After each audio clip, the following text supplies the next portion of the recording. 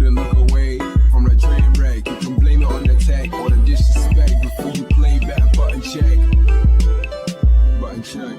What is up, everybody? Welcome back to a beautiful morning. It is Thursday. We's about to check these buttons. We definitely got a hot topic. This one has been on my mind a lot, especially since the last Evo. We've talked about it here and there, especially on the last couple bogus journeys. But today I feel like we haven't really talked about it too much on button check. So we're about to dive into it, get it going, and we're about to break down the mentality of this old school versus new school, of this cancel culture, of this everybody gets offended bullshit that's going on. Let's go. Okay, so we are going to start right here with the infamous, none other than the master, Dave Chappelle. Right here he's doing an impression. He's like, yo, see if you guys can guess who this is. You guys next one's a little harder.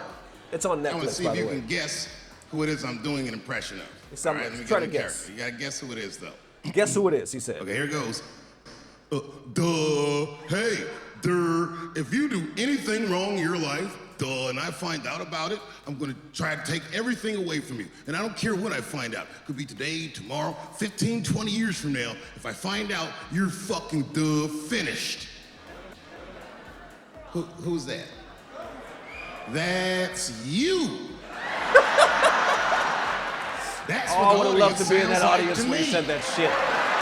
He said, that's what you sound like to me. That's why I don't be coming out doing comedy all the time, because y'all niggas, it's the worst motherfuckers I've ever tried to entertain in my fucking life. Oh, ladies and gentlemen, so of course he's tapping on that subject of the current state of the cancel culture. Like, if you've done any mistake, if you've ever done a wrong, and we can dig it up no matter how long ago it was, we're going to use it to try to cancel you or ruin your future, no matter what the fuck or who you've become since then. And sadly enough, the bigger you become, the bigger the target is on your back. Next up is the legendary Bill Burr. Man, I love me some Bill Burr. Paper Tiger is on Netflix right now. Watch that shit. Right here, he basically goes into the male feminist, talking about basically white knighting. Let's peep it. Like, where the fuck did that come from? Just out of nowhere, last couple years. I'm a male feminist. I've always championed women. No, you haven't. You haven't. That fucking hard. What kind of a man who still has his balls is walking around saying that he's a male feminist? Who still has his balls. I'm a male feminist. I totally see the way you see the fucking world. It's impossible as a man who was raised right.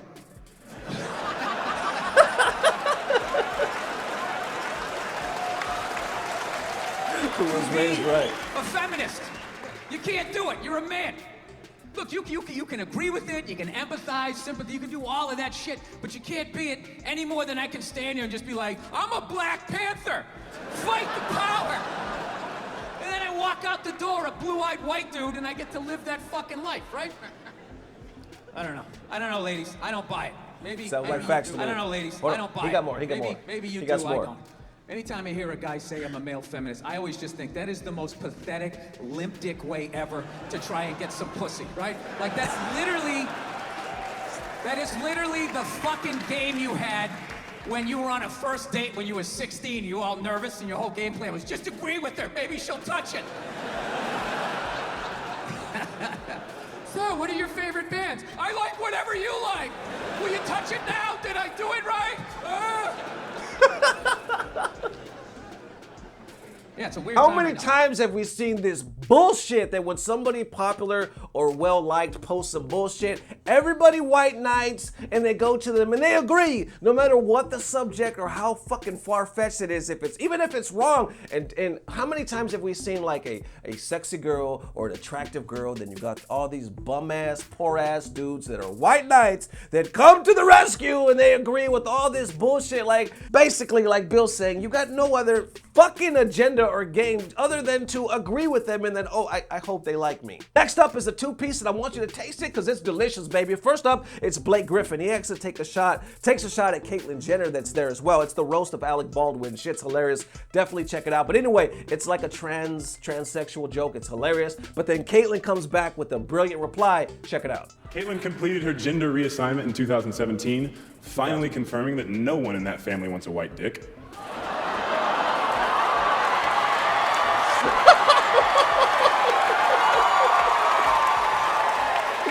Oh my God, that's like one of the greatest roast jokes I've ever heard in my life. Yo, nobody wants a white dick. Here goes Caitlyn. Let's check it out. Here I comes the also reply. want to say hello to Kendall's ex. You don't even have Kendall's to say his ex. name. Even have to say his name. It's just Kendall's ex. Anyway, Blake Griffin. Blake. Okay. Los Angeles to Detroit. Listen to this. Let me tell you, I can tell you a thing or two about switching teams. Yeah, you're a nice boy. It didn't work out between the two of you. You're always kind of welcome to come over to my home and know that you're the second best athlete in the house. That's what's up. Listen. Know that if I'm strong enough to sit up here and be over. ridiculed Wait all for it. night, Wait for it. that you can handle anything.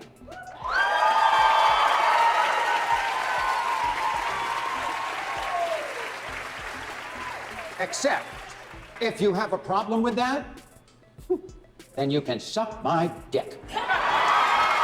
If you can find it. If you can find it. Thank you. The reason why I say drop in science and really pay attention and listen to Caitlyn is because Caitlyn stood up there, got fucking flamed up, got roasted beyond measured, took it like a damn champ and was like, yo, if I can do this, y'all not only can do anything, but check it out, y'all can take some fucking jokes. I want you to know that all my trans people, I do have trans fans that actually watch this show. Some of them I've spoken to. I want you to know that we all love you. I love the people, you know what I'm saying? But at the end of the day, if we're ever gonna grow as a community, your community, my community, our community, we have to take the stick out of our ass and not take ourselves so seriously. We all have to learn to take a joke. And of course, next up is the man himself, Joe to the Rogan, talking about the outrage or the PC culture. Let's get it. Usually women that want to push this and men who are bitches. It's like these men that don't Men like who are aggressive. bitches. They don't like aggressive men. Real they talk. don't like manly men, and so they push it as well. No, because they're they want aggressive everybody- and they're controlling and they want to run shit. And Bill that's because that's the thing where, like, if you really look at their agenda, when they say the future is feminine, that's not inclusive. And they're all about, oh, make this more inclusive. It's like, no, let us in so we can take it over. Let us in so we can take it over, and then we'll push you down. Is the psychology of the kind of person that goes after that, someone that's after like power. I'm not saying the average woman is like that. My wife is a feminist and she's into like inclusive shit. But like people who are spearheading stuff, Yes. like those people are wired the same way. Like, you know, I mean, I A don't- dominator is. Yes, yes, Yeah. and there's going to be no room for you. It's going to be like think the way, like a lot of that so-called progressives, extreme left is think the way we think, say what we say, or we will fucking destroy you. Pull up that tweet that I retweated today. That David Exactly. Pakman. And there you have it, ladies and gentlemen. Definitely let me know what you think about today's episode. I know it's a lot of topics. Well, actually, we're talking about just one general thing, but they break it down in a lot of ways. Definitely let me know, what do you think about this new age PC esports culture? You know, it's going on everywhere. It's not just the FGC, but today we're kind of focusing on the group in the FGC. Not the group, but all of us individuals in the FGC. So definitely let me know how you feel about this. Do you agree with Joe? I hope so. That we all know that I think potentially or originally it was done for a good cause, but now it's gone so far left that it's fucking ridiculous. So we hope that somewhere in the near future, it'll balance out. And of course, real quick, last but not least, the local of the day, giving the shine to a group all the way from Las Cruces, New Mexico. Looks like the owner of Galaxy Gaming Lounge actually reached out by the name of Mario Sacida. Am I pronouncing that right? Sorry if I butchered that. But anyway, I'll show some pictures. Much love to y'all. It looks like, what am I reading? It looks like they just opened a week ago. So big up to everybody out there in Las Cruces. Oh, and real quick special shout out to Luis Estaloff. I'm saying that right. He mentioned him saying he's a fan of the show. So big up, Luis. Looks like they play everything from Killer Instinct, Street Fighter, Tekken, pretty much every game out there. Anyway, let me know what you guys think. See you bright and early tomorrow morning. Peace. Blah, blah, blah. Subscribe. Does it feel like there's a turn in comedy back to where it was before? Wow, that's a great question, Harvey. I think that, I don't know if it's a turn, but people are sort of standing firm on what we've been doing. And because people are so sensitive, it makes the other side want their comedy potent. You know, comedy, they say laughter's the best medicine. You would never want your medicine watered down.